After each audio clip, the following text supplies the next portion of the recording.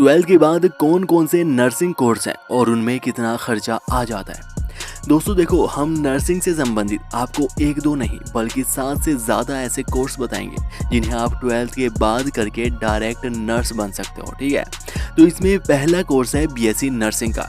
इस कोर्स के बारे में आपने पहले भी सुन रखा होगा और आपको बता दूं, यह नर्सिंग फील्ड का सबसे बेहतरीन कोर्स है।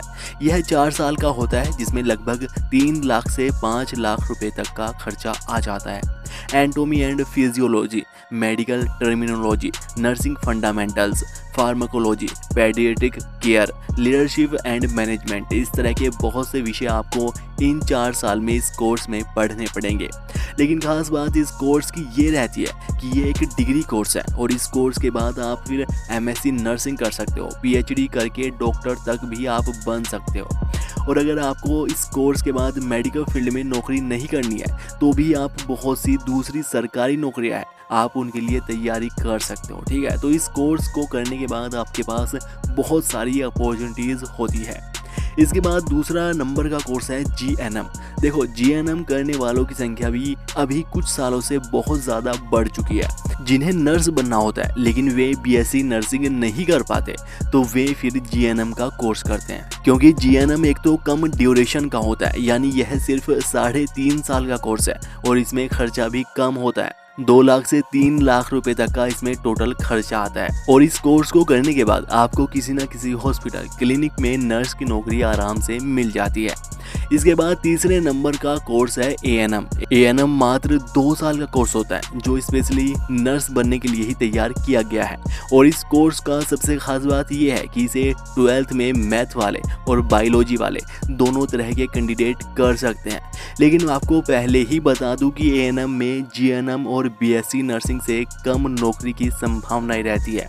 इसमें कम अपॉर्चुनिटीज़ है क्योंकि एएनएम में सिर्फ बेसिक चीज़ों के बारे में पढ़ाया जाता है और इसका सिलेबस भी बाकियों से कम होता है। इस कोर्स के बाद आप सिर्फ छोटे या गांव में जो क्लिनिक हॉस्पिटल होते हैं उनमें नर्स के रूप में काम कर सकते हैं।